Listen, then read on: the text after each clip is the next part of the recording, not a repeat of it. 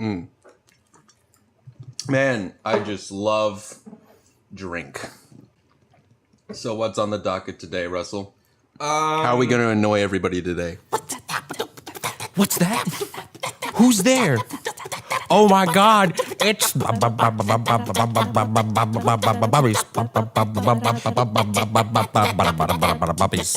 Welcome to the second episode of Bubbies. I am your co-escort, Russell. And I'm Ian. I'm kind of mesmerized by this Angry Orchard bottle, to be honest. Yeah. What do you think that would be like? Like, imagine playing a video game, and it's like an RPG or something, just like a classic Nintendo RPG. And you go to a place called the Angry Orchard, and it's just full of pissed off trees. Isn't that what happened in The Wizard of Oz, though? Remember the Wizard of Oz and the apples? I guess. I thought that was just... That whole forest was angry, though. It wasn't just the trees. It was like everything that existed in that forest was pissed. What else was mad in the forest? I just remember the trees throwing apples. No, there was, like, the flowers were pissed off, the bugs were pissed off, everything was pissed off. For some reason.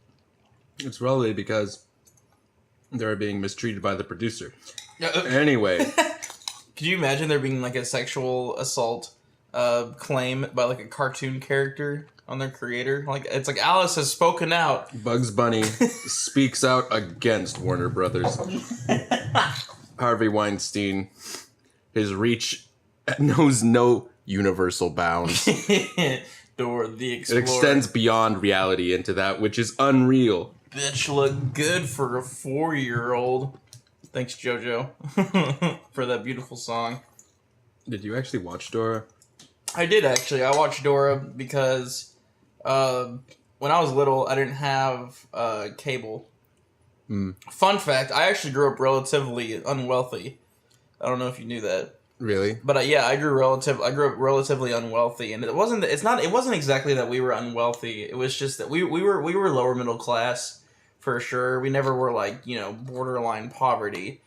But I come from a bloodline that's very minimalist, very long-term thinking. So we didn't really have much, right? So my parents never were like, oh, the cool new thing, let's get that. No, it's just kind of like, if it's not broken, don't fix it. So I spent a lot of time outside, and I didn't even have a DVD player until I was about, I think, probably 10 or 11. I didn't have any sort of entertainment until I was 10 or 11. That wasn't outside. But we did have a TV, and then of course, by that same proxy, we had PBS Kids. And on Saturday mornings, I've seen Dora. I remember watching Dora the Explorer. I know it's on Nicktoons, but I think that on Saturday, I can't remember what it was, but on Saturday mornings, I think there were certain channels that played like the popular cartoons, but it was only on Saturday.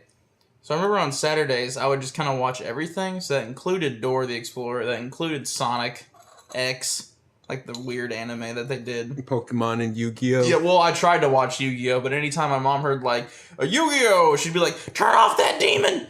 And then no more TV for the rest of the day. So I did try to watch Yu-Gi-Oh! And Pokemon low key, but I also come from very conservative parents from that time. So anything that vaguely hinted at demons or monsters or anything like that, it was like, oh, turn it off. I remember I didn't watch a lot of Dora. I watched Dora more when my brother found him. When he was little, and then by that time I was 3 years too old for it. But I remember you found Dora the hymn. Oh man, I remember Todd's World, which was everyone was a different color. It was really, I think, poorly animated, and I don't recall Todd's World. I don't know what you're talking about. Todd's World was a strange one. It was just like this world was purely fantastical, and it's bright colors and rich saturation in a very simplistic sort of art style. I also remember Brum, which Brum was. Oh, are these those European shows that you watched? I don't think that Todd's World was European because everyone had an American accent, but Brum was definitely from the UK. It was definitely probably a BBC was that the one with channel the car? thing. Yeah, it was a little yellow Ford Model T car with eyes. And its whole thing was that it would go and stop the baddies. Go, Brum. Go, Brum, stop the baddies. Oh no, Brum spun out. I wonder what kid shows are like in other countries, like North Korea. North Korea. I have an idea of what they're like in North Korea. I'm surprised that they have cable and the infrastructure in North Korea, though.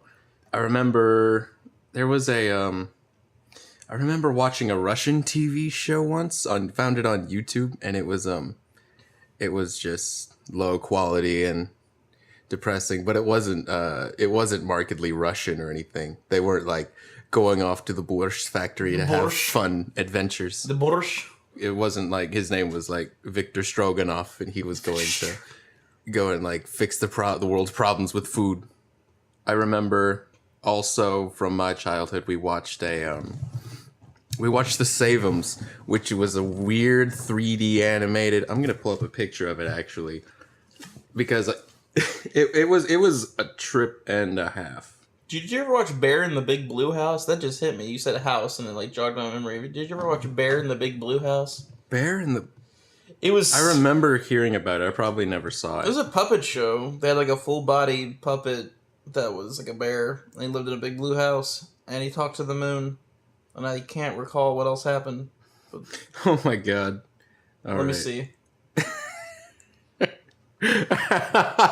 What the fuck is this? Yeah, I remember that. It looks so much weirder now that I'm. God, this looks like my final. Now that I'm 22 and I'm looking at it, like, oh my god, oh. This is Lord. horrifying. I could make this in like 5 minutes. I don't think we should. I think we should definitely make a Save'ems ripoff. The Save'ems to the rescue. Oh my god, I can't even imagine. Can you describe it? Jesus. I'm lost for words. Okay. This is just funny coming from like an animation background because I can see his polygons and his outlines and his vertices. And it's very simple. You can make this. Anyone can make what I'm looking at in like 2 minutes. It's literally just a blue sphere. And he's got little Kirby feet, which is just like someone took a cube and then like smoothed it, and those are his feet. And then he's just got two black like little circles for eyes. It's just horrifying. Its name is Foo, Foo. Oh my gosh, the Save'ems. Yeah, the guy with the big mouth who looks like This reminds me of JJ the Jet Plane. Did you watch that at all? I didn't watch JJ the Jet. JJ the Jet Plane was similar to Thomas. As in, it was like, but it was planes, and they had faces. And there was only one plane that had like a propeller on his face, and like he had like a super long nose because of it. And it was really, I thought that was funny. I think we just found the cover for our podcast. Which one's which though? What do you mean? Who's who? Oh, that's Foo, and that's yeah, but which one? Like that's us now. Okay. Fuck, I don't know. I guess I'm the one on the left and you're the one on the right. Good. Fantastic. We should save this picture and then post it somewhere so that people can look at it. Fantastic. Bubbies. Man, TV has changed. TV has changed. I'll be honest and say that I get kind of annoyed. Whoa, plot twist. Russell gets annoyed by something. I've never heard of it. I get kind of annoyed when I see people our age lose their shit over like television and like how it's changed and stuff. And it's even funnier because most people our age are millennials, right? Like just anyone 20 is like assumed to be a millennial. All the 90s kids are millennials. And some of the 80s kids too. But like it's just funny to me because I'll see them but like complain all the time about how like Generation X and baby boomers always complain about how things are different. And they're like, "Oh, get with the times, old man." But then they themselves are like, will turn right back around and be like, "Oh, TV sucks now, boo." And it's like, oh, maybe you were just like a child, and therefore you didn't understand that it was horrible. Yeah, because like I didn't realize that the Save'ems was absolute trash until I looked at it just now. And like so, Teen Titans Go is probably like the best example, right? Because Teen Titans Go is just like it's not serious. I think it's funny. I genuinely think it's hilarious. I think the writing is funny. And I mean, after I actually got to meet them, I went to Hollywood with my younger brother for a Make-A-Wish Foundation trip, and we got to meet the Teen Titans and like the team and the artists and the writers for Teen Titans Go, and it's the same exact people. I remember you got to pee next to Robin. I got to pee next to Robin. That's a fun. I'll tell that real quick. So I'm sitting there awestruck, just watching celebrities work. I'm watching them record an episode of Teen Titans Go. I'm in the sound room with them. There's like a whole table of like coffee and like breakfast foods and stuff, and everyone's just kind of like just whatever, bowl of fruit. And so they're recording, and I'm like, man, I really gotta piss. So I asked them where the bathroom is. They're like, oh, it's just down the hall past, the guy that made Tom and Jerry's office. And I'm like, and so they're like, okay, just go past so-and-so's office and it's on the right. And I'm like, okay. So I'm in the bathroom and there's 2 urinals and I'm pissing in one. And then all of a sudden I hear someone enter the room and then someone gets to the one next to me and I just hear Robin. From cause Scott Menville plays Robin in almost like everything that Robin's in. So Scott Menville comes next to me and I hear Robin. I don't see him, so I just hear because I'm staring at my dick as I pee, and so I hear Scott Menville go, which in my mind I just hear Robin, and you're like, so where do you go to school? And I'm just like, like the pee everywhere.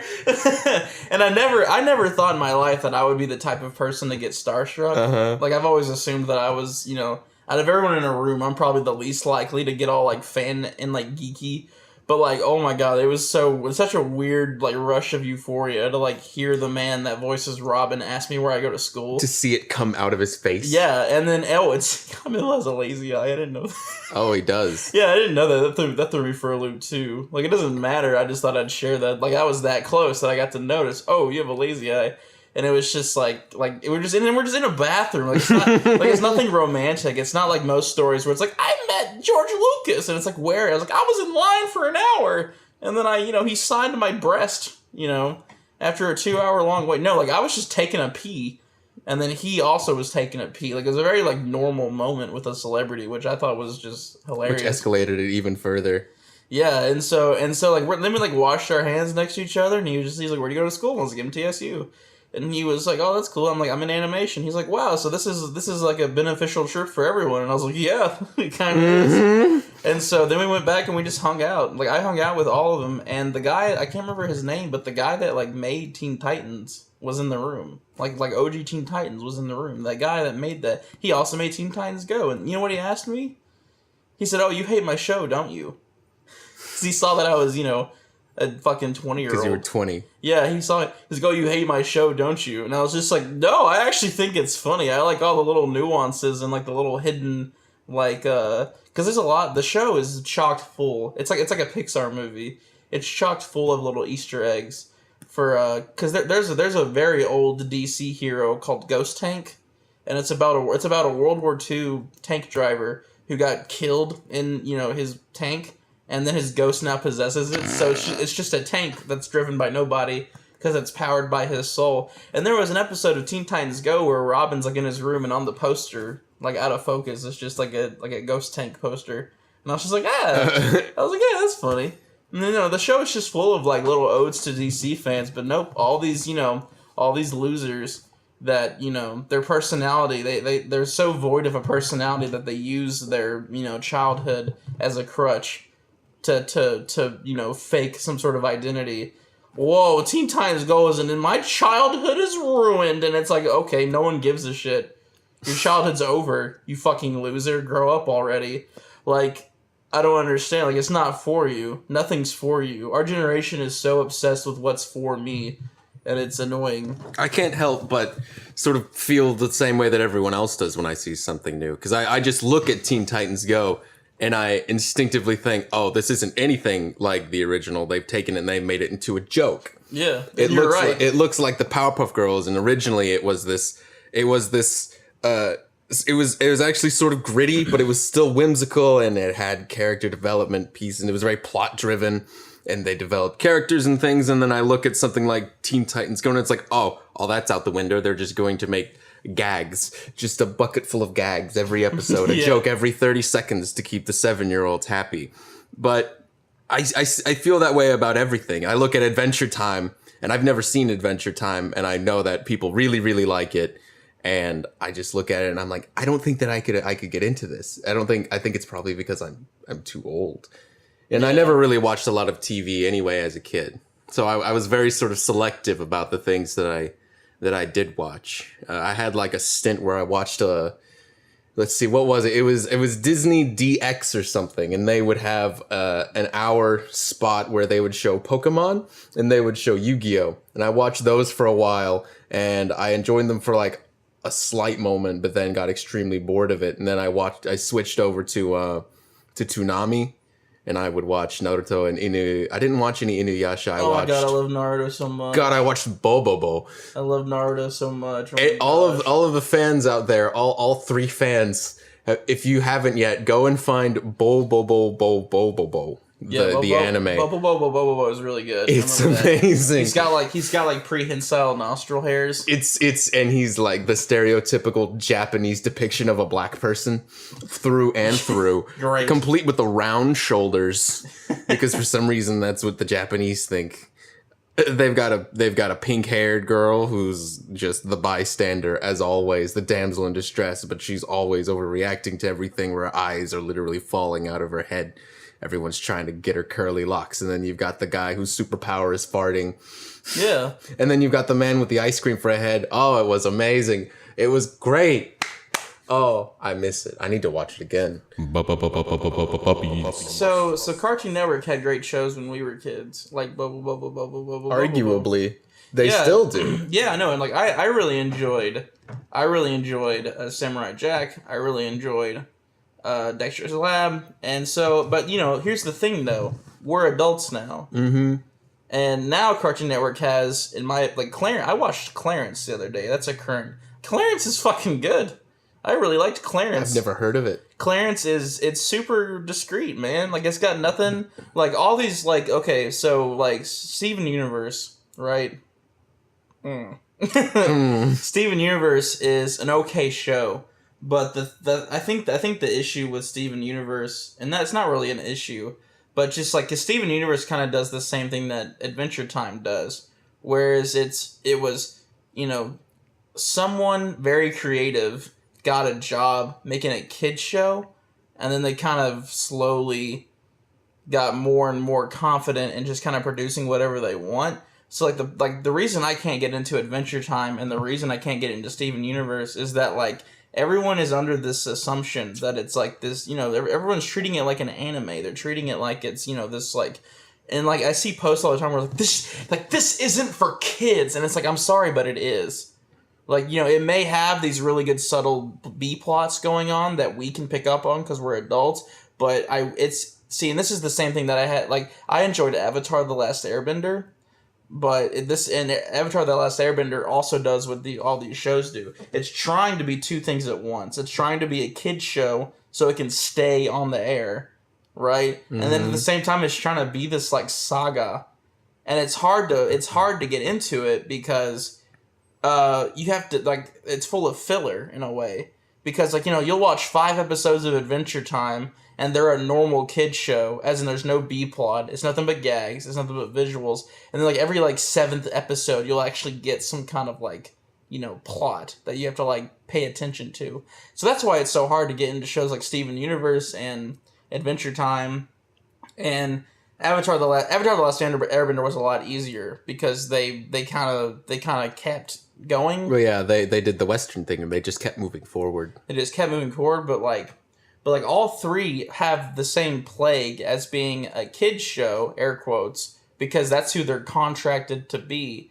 But no one on the show wants to make a kid's show. Mm-hmm. They got hired by Cartoon Network, they got hired by Nickelodeon, and then they're trying to make Funimation. They're trying to put a stamp on the industry to try and be the next godfather of cartoons.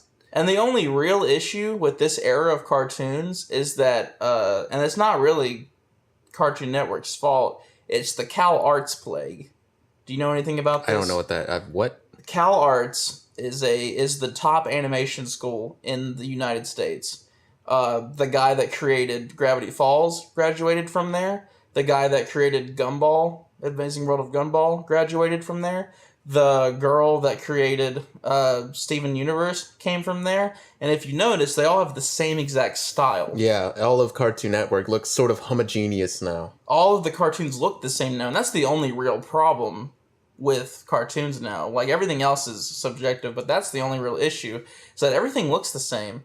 When we were growing up, Dexter's Lab and Powerpuff Girls, I think they're the same guy? No. They could have possibly been from the same guy. They look very similar. But, I'm not sure if that's true, but, like, every show looked different, had a different style. Ed, you could differentiate the art style between Ed and Eddie. Ed and Eddie was like my favorite Cartoon Network show. It was so glitchy, and I loved that. It's like it never stops moving. Well, it's because like it's hand drawn. Yeah, it's like a flash animation. But see, so now, and all those shows are fine. Gravity Falls is fine. Gravity Falls is also one of those shows where it tries to have this like dramatic, big B plot. But it's kind of hard to take it serious when every other episode is just a normal kid show. And it's kind of, and it's like, that's the only problem, right? Is that all these people who obviously have a lot of creative talent, they all went to the same school, and Cal Arts is notorious for doing this. Cal Arts is one of those art schools where they're like, oh, smack, draw it like this, so like draw a flower or draw a rose, and then you draw like a blue rose. And even though it looks really good, they go, nope, roses are red, smack, and they smack you. And you have to draw it. So like all of these artists have come out the back end of Cal Arts, and they're all drawing exactly the same. Mm-hmm. So it's like Steven Universe looks just like Gumball. Gumball looks just like Gravity Falls. Gravity Falls looks just like some show on Nickelodeon. What's that Star show? The one with the that's chick? the one. Yeah, that's the one I was just thinking of. This is something. I think it's on Nickelodeon. It's like the Star. No, that's on Disney XD. I think. It's like the Star against something. There's like a Barbarian show too that looks exactly the same. The roster just keeps getting bigger and bigger and bigger. And so they all come from the same place. Yeah, they all come from Cal Arts. That's weird.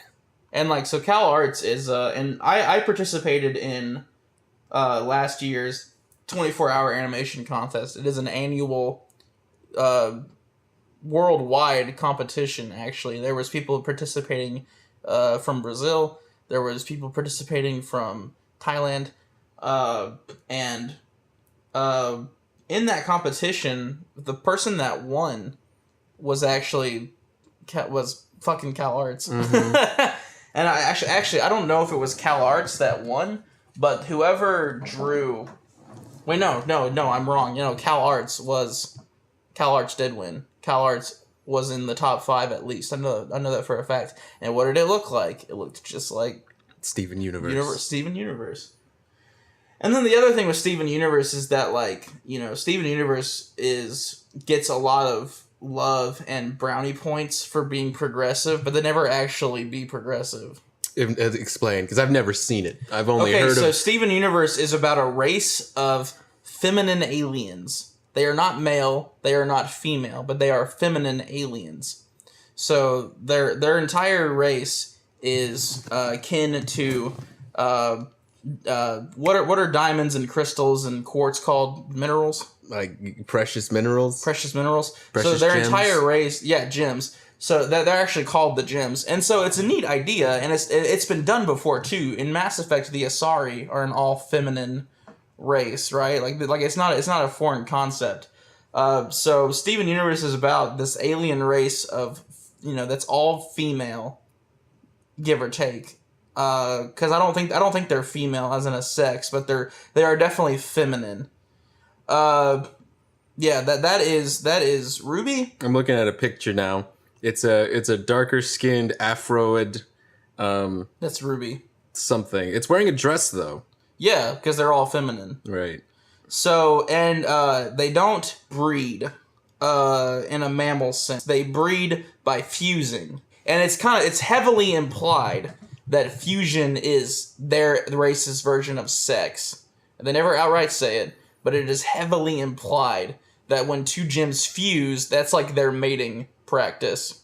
And then on top of that, you've got the male character, who is a very not traditional male character. He is tubby, he is weak, he is, he's very beta.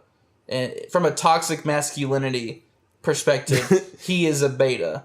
because he's weak, he's emotional, he's tubby, and he's like the only male character in the whole thing besides his dad, who is also a beta. And then his love interest is an ethnic, strong, smart girl. So it's a very modern show, is what I'm trying to say. And like none of that was supposed to be an insult. I'm just stating what it is, and that's what the show is, and all of that is fine. But the thing is, the show gets a lot of praise and a lot of attention and a lot of brownie points for those reasons alone, I feel. Because I've watched the show before. I believe it's a decent show. I believe it has promise. It has interesting stories. And then the only issue what we just said is that, there's a great story there, but because it's, wrapped in the kid show wrapping, it can't really it's being held back by the network I believe that it's so, a part yeah. of. People will disagree, of course, and that's fine. They've definitely watched more of it than I have.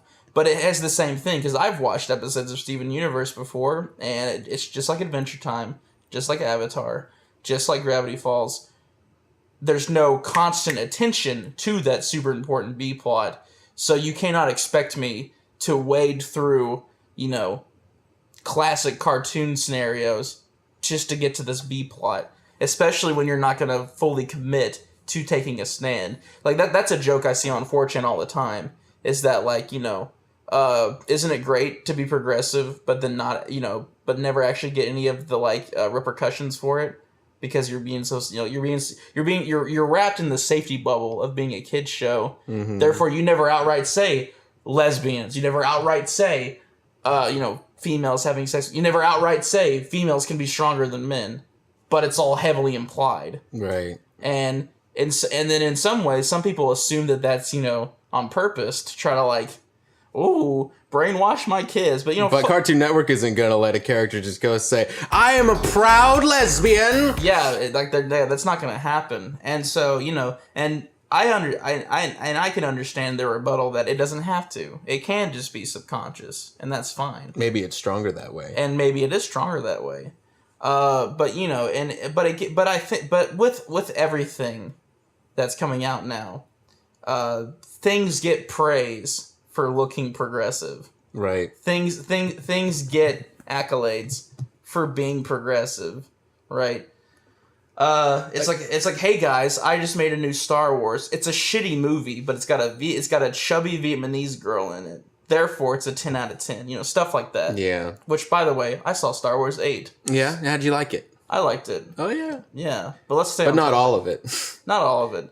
I thought it felt like more of a Star Wars movie, but I really don't want to make episode 2 about Star Wars as well. Yeah. I think that there's a... It's sort of a product of the time. I think that there's two things going on here. A, we have a difference in motivation, whereas Ed, Edd n Eddy was a reflection of the cartoon creator's childhood because he grew up in a neighborhood that had lots and lots of diversity and minorities, and they would get up into all sorts of trouble, and they would have all these sort of crazy adventures. And in his cartoon, he reflected that. Whereas you have something like Steven Universe, and correct me if I'm wrong, it seems like the goal of the animator is to have some sort of progressive message, to have some sort of message that they want to instill inside of the kids so that they don't end up being these horrible conservative fucks. There's nothing wrong with the message. There's nothing wrong with being progressive. It's just that, when it comes to art, it's important to not give things brownie points just because they are progressive, just because, you want to be cool and hip. And that takes us to point number 2, which is that we live in the digital age where everybody has an opinion, like you and me. Wow. Bubbies. Insert that one. No, we live in the digital age, and everyone's voice can be heard. And it sort of tends to lean on the sort of mass opinion sort of thing. So you have a group of people who their main focus is to sort of push a progressive agenda not being said in a negative way, but it is an agenda nevertheless. And they are going to look at something like Steven Universe, and they are going to put their agenda into it, and then they're going to spread that around. So perhaps something like, I don't know, what was a relatively progressive? Let's go with Powerpuff Girls. And in this modern day and age, Powerpuff Girls could be seen when it was first created as a feminist show, because it's these little girls, and they're going out and they're fighting creatures that are a lot bigger than them. They have personalities, they've got teamwork. And if that were to be published today, which it was republished, it didn't do very well. With sort of that lens to it, it didn't do as well. In OG Powerpuff Girls, I actually watched an episode of it recently. No kidding, because I think it's on Netflix. Really? It's on something. It's on some sort of streaming service, because I watched an episode of it recently. And the episode I watched, they go and they see like a ripoff of the Avengers, right? It's yes, I remember this. It was like the Justice League, and they episode. they try to join, and the leader straight up says, "Oh, you guys are girls. You can't be superheroes. Where's your dad?" And it's like that's a funny joke. Like that's funny, but I can't imagine anyone saying. Well, they're that. also like 8. Yeah, they're also 8, and but the whole episode was just them proving him wrong, because they kept beating everything, right? And they were like but even they would beat up the first monster or robot or villain, and he'd be like, "Oh, impressive, but where's your dad?" Ha ha ha. And then eventually they just get fed up, and they're like, "You know what? We don't even need an organized, group of men to tell us how to be heroes. We're just gonna stay independent." And then they leave. And that's funny. That's from the 80s. Yeah.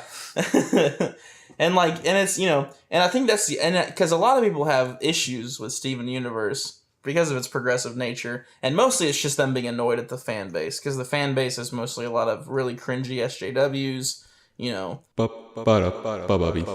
There's been an incident recently in the gaming industry where Jessica Price, a Guild Wars 2 writer, got fired recently because on her Twitter account, which is public and has 14,000 followers, she wrote a 29-page long tweet about how writing for an MMO character is difficult and should not even be worried about, because in her opinion, an MMO character, so if you don't know what an MMO is, that's like World of Warcraft, Guild Wars 2. RuneScape. Guild Wars 2 is basically just a ripoff of World of Warcraft. But Jessica Price said in her 29-page long tweet that MMORPG characters are always supposed to be self-inserts.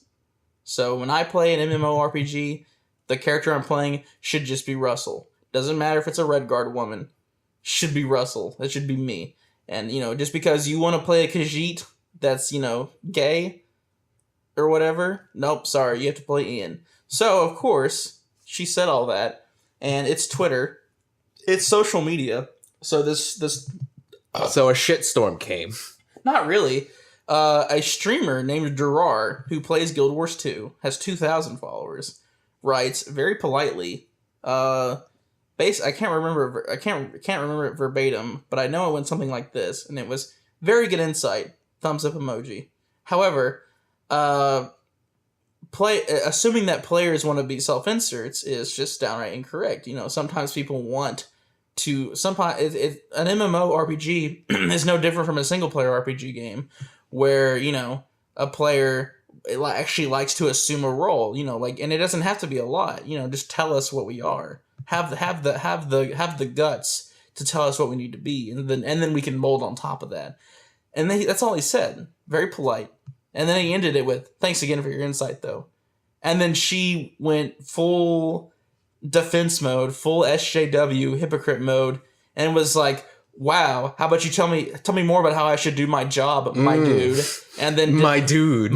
It's like a 34-year-old woman using like social media lingo. She's like, "My dude," and she did like the awkward emoji. "Thanks for telling me how to do my job, my scro." Yeah, and then everyone's like, "Whoa, way to be a bitch!" Like, it's now the shitstorm comes. Yeah, everyone calls out what just happened for what it was. It was her being a total cunt. And so she said, and then she just continues to like mock him, and it's not even to his face. She screenshotted what he said, posted it to her Twitter, and was like, "Today in being a female game dev, random asshat tells me how to do my job." As if he's had 10 plus years of writing experience, and then all these white knights come out of the woodwork and they're like, "Yeah, you tell him, Jessica, men are gross. Look at me, please have sex with me because of all my soft boy gimmicks." And then of course, and then this other dude comes out of the woodwork that also works at Guild Wars 2, and is like, "I hope Gerard looks back on this situation and realizes that she never asked for his feedback." And it's like, bitch, it's on Twitter. It's fucking Twitter. And they both tried to claim that this was their private account. And it's like, it's my private account with 14,000 my followers. private account with 14,000 followers. And like her point of view makes sense, right? She was like, every waking moment that I'm on the clock, I have to always smile and nod my head to the consumer. And I understand that. I get mad all the time when I talk about video games with I play video games with two people consistently, and neither of them barely know anything about actual game development, and that's fine. But of course, since we constantly play video games together, they start spouting off opinions. They'll start, saying, "Oh, I don't like this game because of XYZ." And then every now and then, Z in the XYZ is just fundamentally wrong. Or a bad opinion, because with my perspective as someone who has actually written code before, someone who has modeled game characters before, someone who has used assets, someone who's used Unity, someone that understands the process, has seen the development cycle go through its whole cycle. Sometimes it does get somewhat frustrating to have someone that doesn't make games tell you, "Oh, this is how games work." And I understand that, but she was a cunt at the end of the day. She was just being a cunt. And so, it doesn't matter if it's your private Twitter. But I understand, but that's why she reacted that way, was because, "Oh, this is some layman trying to tell me how to write for, game development." Which telling me how to do my job. Yeah, but the problem is, she did not respond like is that he wasn't telling her how to do her job. Yeah, it wasn't even that. It was, but it was him giving his opinion and then her being a cunt about it. And like, it's like, you could have just politely disagreed. You could have ignored what he said, but no, you took it upon yourself to interpret it as a sex thing. "Oh, because I'm a woman, he doesn't believe what I'm saying," or, "Oh, because I'm a woman, he doesn't think what I'm saying is correct." No, it's just because he disagrees. It's nothing to do with your skin tone, nothing to do with your hair color, nothing to do with your gender, nothing to do with your sex. And so, ultimately, they both got fired. The man, too. The man that stuck up for her got fired. Oh. As well as her. That sounds like collateral damage to me. Yeah. And they actually interviewed her. So all these cringy game article websites like Kotaku. Yes. Roll my eyes. They got in touch with her, and never once did she mention him. Never once did she go, "Oh, I got him fucking fired."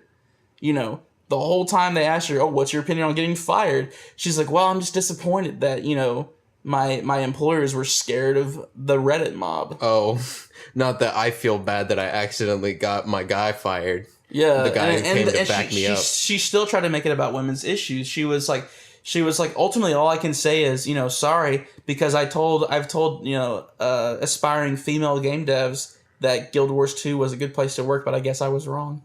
And it's like, oh my God, how naive and up your own ass do you have to be to not realize that you were just being a cunt?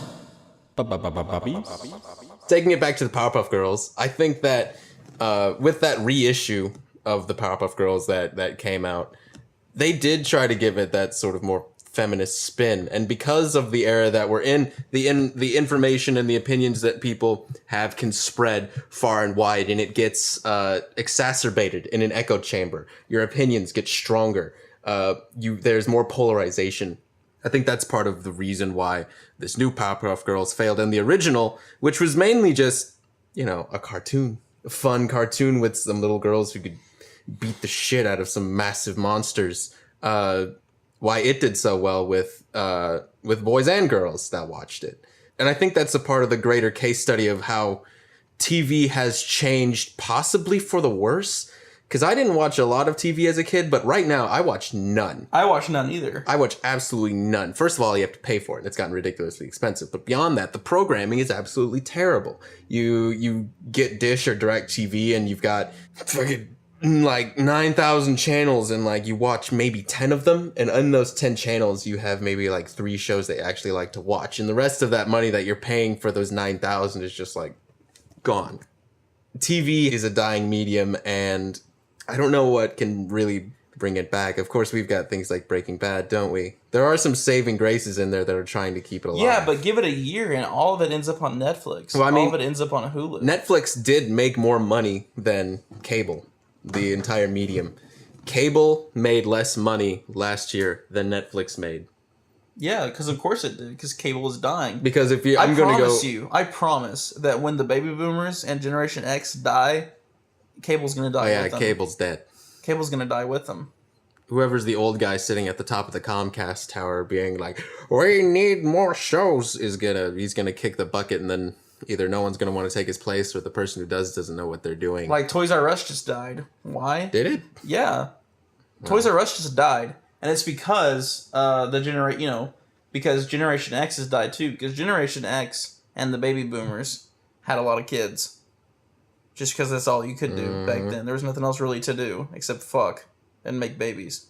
But now we're and the U.S. is starting to become more and more like Japan with our generation.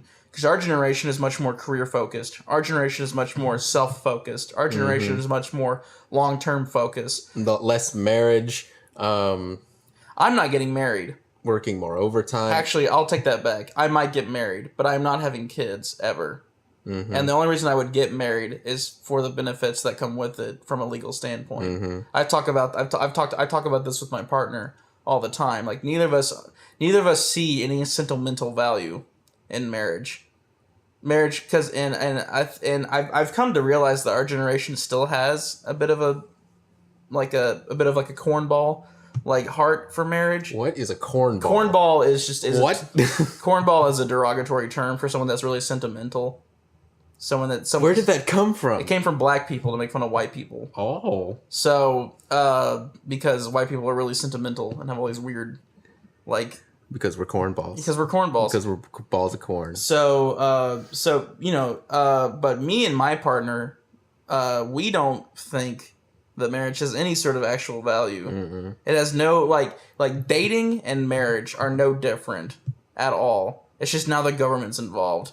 However, getting married has a lot of legal benefits, like taxes, and it makes transferring assets easier and stuff. And then on the off chance that we have an unwanted pregnancy, and then we decide to keep the child or something, it just makes it a lot easier in the long run. Yeah. So I'll probably get married.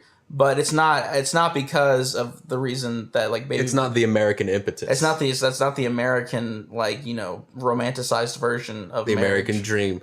Get a wife, have a son and a daughter. Man, and I can't wait to house. graduate high school. I can't wait to put on a suit. I can't wait to go to a building for 9 hours every day. I can't wait to come home to my wife who's just been inside the same building with 2 kids for all day.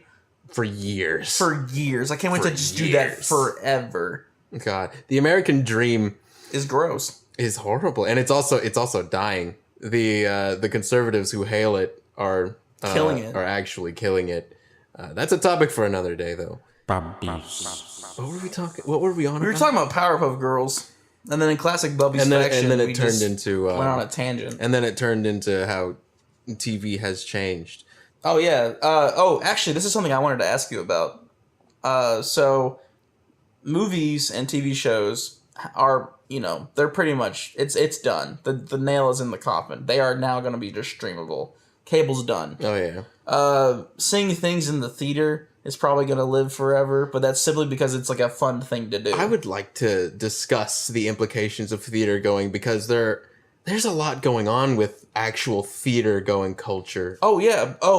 Movie Pass is a thing now. Because even going to the movies is kind of like a subscription now. Because there's a thing called Movie Pass, and it's a steal. I'm thinking about doing it. You get Movie Pass, it costs $10 a month. And all it is a credit card that they send you. And then you go, and you use an app or something, and you go, oh, I'm seeing Thor Ragnarok at 9 a.m. And then they literally just beam the money onto the Movie Pass credit card they give you. You just go see as many movies as you want. You literally have an unlimited access to movies at the movie theater, and it's just a subscription that you pay for. That's an interesting marketing term. It sounds like scheme. a scam. It does sound like a scam, but apparently it's not. I think that the purpose of it is to try and get people going back to the theaters, because the only reason why anybody goes to the theaters these days to get laid. Yes, but also so that they can eat popcorn, but also so that they can see these big Marvel movies, so they can see DC, so they can see Star Wars. They are going to see these huge, massive universe spanning movies that are grand, and there's millions, hundreds of $1 million being pumped into it, and all the other movies are just being swept under the rug. That's Nobody true. wants to go see them. So I think what they're doing is they're sort of giving you the ability to. It's just like Netflix. You can go and you can watch this movie, but you can go see it in the theater, and you can do pop. And now you can sit down and you can have a chicken dinner with a nice glass of wine. Your waiter will come by and interrupt everybody else's dining experience, and they will ask you, "Would you like the red or the white?" And they'll be like, "Get the fuck away! Thanos is punching Spider-Man. Get out of my face!"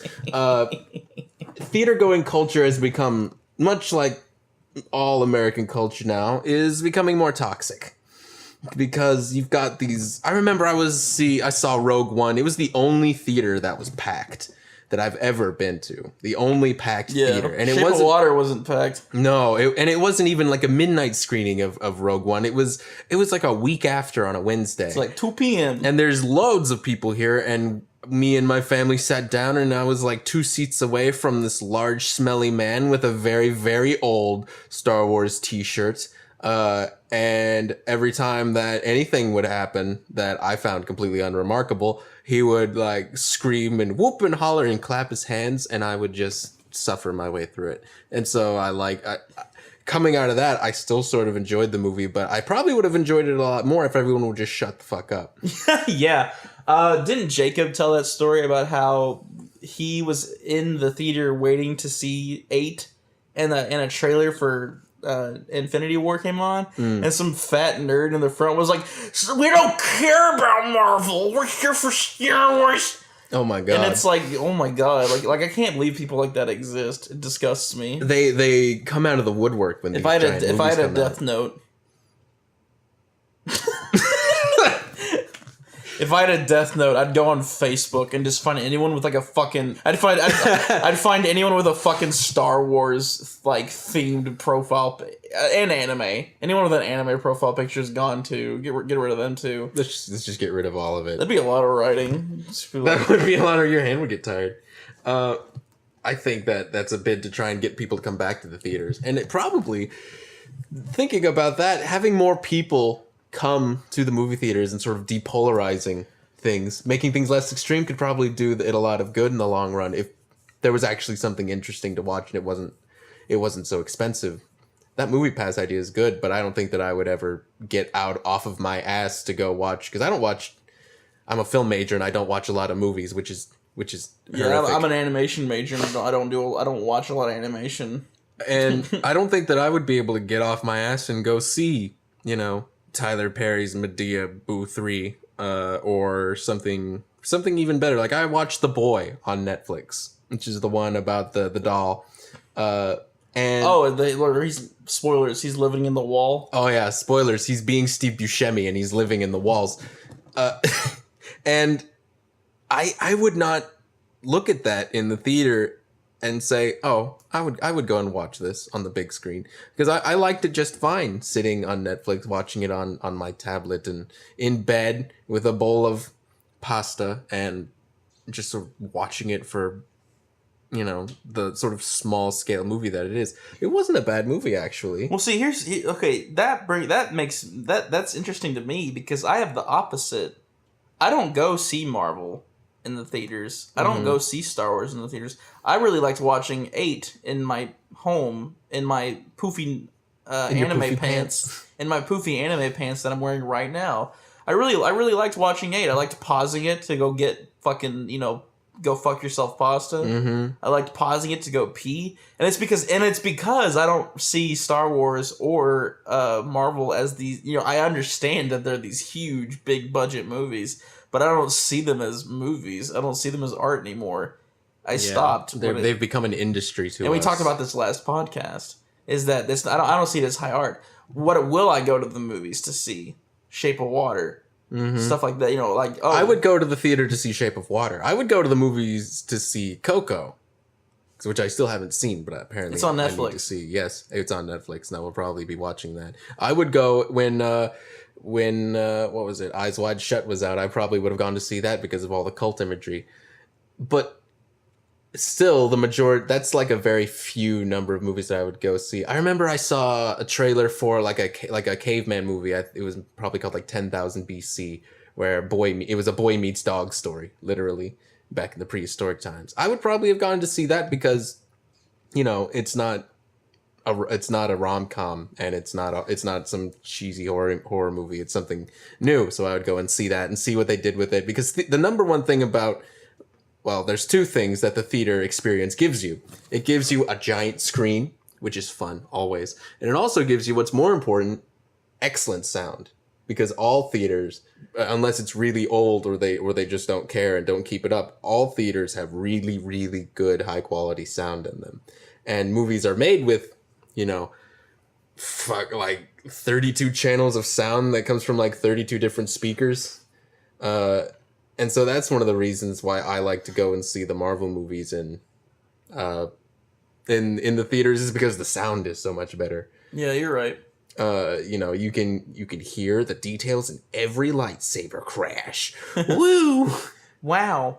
What else could bring theaters back into popularity? Cheaper? Yeah, that would be fun. That would be good. God damn, it shouldn't cost fucking $50 to go see a fucking movie. Yeah. At the theater. And that's also just like why I've started to mitigate what I see at the theater is, because it costs so fucking much money. Why? Why does it cost so much fucking money? Because people aren't going to see things in the theaters, they're subsequently not getting as much money, so they need to recuperate it through concessions. Well, no, it's always been expensive though. I feel like it's gotten more expensive. It's always been that expensive. I worked at Carmike back before this whole craze started. Okay. I worked at Carmike Cinemas back before it died. Back before AMC bought it. I worked at Carmike Cinemas from the years... That was my first job ever. From the years 2011 to 2012. I worked at Carmike Cinemas. And that was when the first Iron Man came out. Mm-hmm. So before this, and it was still super expensive. Going to see a movie during normal hours, the normal time you would see a movie, 2 tickets. So you and your spouse, you and your partner, you and your boyfriend, you and your girlfriend, you and your kids, even all of that is like $25. Yeah, just for the tickets. And then, of course you want to get popcorn, man. That's a part of the allure. You want to get that fake cardboard. You want to get that butter. You want to put that butter on your face. Salty cardboard. It's like, give me those M&Ms. Put them in my eyeballs. Give me that giant bucket of Dr. Pepper. I need me some snow caps to wear on my head. And so, and then of course if you take your kids there, the kids are going to be like, I want Frosty. I need milk duds. They're like, give me Frosty. I need Airheads. I want the icy. Put the icy in the popcorn. And it's like, and that all that at the end of the day, movies cost like a shitload. $60. $60 to go see a movie with like your family with your classic American family, mom, dad, sister, brother, and you feed everyone. And it's like, it's ridiculous. It's actually kind of ridiculous, and especially now that it's not even like good movies. Well, theaters are becoming more bankrupt. So they're coming up with new ideas, which is good. I worry that if we got rid of theaters altogether, that movies would lose the appeal. Or not the appeal, but sort of the grandeur that they've always had. So when I went to see The Hateful Eight... I love that movie. I saw that in theaters. On film. I saw it on 70mm Panavision. And it was like a recreation. It was like a step back in time. Tarantino was a genius by doing this.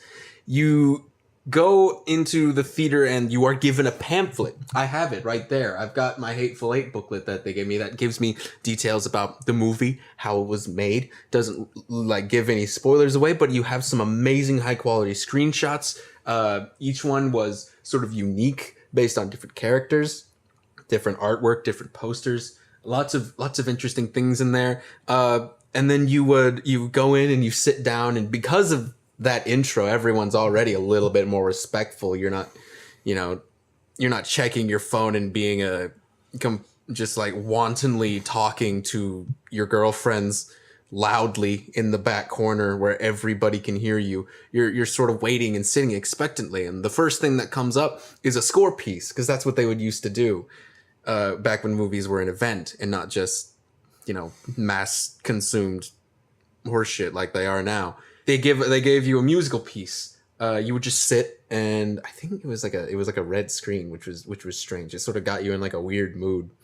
They played a piece from the movie, which they used to do live, and then the movie begins, and you watch the whole movie. The screen was amazing. The film projection was like, I don't believe in shooting on film and projecting digitally, but if you shoot on film and project on film, that's where the magic is. That's where the magic of film is.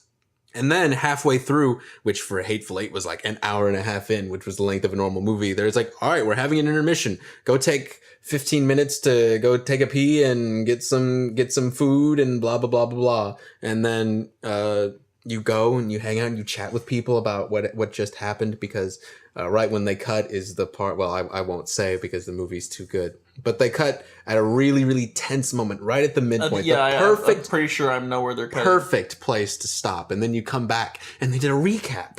Of everything. Yeah, okay, yeah. Because I remember I watched it in a normal theater, and then I watched it on Netflix recently, and I always found that odd because there's no intermission in the way I've seen it. So I was curious as to why it did that. Because I remember that part that the climax happens, and it's immediately like, well, this is what happened, and I was like, oh, why are you telling me? I just it's like an anime. But it gives you, you go out, you decompress, you get something to drink, and you relieve yourself, and you come back, and it sort of just softly reminds you of everything that just happened, and then it comes back and hits you with like the Hateful Eight. The Hateful Eight is such a good movie. And if they did that with more movies, maybe not Star Wars. Yeah, okay, because what did movies come from? It came from theater. Yeah, and it used to be a theatrical copy. Theater was an event. And almost everything you just said is what they used to do in theater. They still do it in theater. Theater hasn't changed a whole lot. Movies, I think, should probably go back to their theatrical roots. It gives it more of an not archaic, but a classic feel. And I think that's what people are missing these days. Is a classic feel. That's what I would enjoy. If movies started becoming more of an event and not just bigger Netflix, because that's kind of what it is now. It's just bigger Netflix. I would start going to the movies more, and if it was cheaper too, I guess I would go to the movies more. Because I tried to go see Incredibles 2, and I was actually kind of relieved when I didn't get to see it because you saw the snot-nosed kids. Well, that, and they also sold out of tickets, and I was like, okay, well, bummer, I don't get to see Incredibles 2 until it ends up on Netflix, but I also still have fucking $25 in my pocket. And I'm not packed in like an oyster in a can watching Incredibles 2. I'm not $25 in the sinkhole with no with none of the fun things about going to the theater, the popcorn, the candy, the drinks, and I don't know. I think very insightful. I think that's I think what Tarantino did would be a good idea if movie theaters started to become more like the original theater. I would definitely start going back. I'm actually leaving this podcast feeling happy and not sad like we did yesterday. Wow. Like we did last week. Bubbies. So that was episode 2. Thanks for listening. We post every Friday. If you like what you heard, then subscribe. If you don't like what you heard, then subscribe so you can hear more of it and you can continue to be angry, which we know that you love being angry. Yes, and of course, if you enjoyed what you heard, then share it, like it, subscribe. Also, we do have an email, so if you'd like to email us, whatever, I guess, are we opening the floodgates? Oh, for yes, email? Actually, no, I would love to. If you would like to be on Bubbies, if you would like to give us a topic to talk about that you would want our opinion on, if you would like to ask us a question or something, go ahead. You can email us at bubbiespodcast@gmail.com. That's BUBBIESPODCAST @gmail. go ahead and shoot us a message. We'd love to hear whatever dumb bullshit you have to tell us. But yeah, please, that would be amazing. And again, if you want to be on the show, don't be afraid to message us. We definitely want to have a few episodes where we actually have a third person to bounce off of, and it's not just two bubbies in an echo chamber. Again, thank you. Have a wonderful week, wonderful weekend. God bless. Bye. We can't have that be the outro. We can't go bye. You're right. But we're doing it anyway. Good night, everybody. See you next Friday.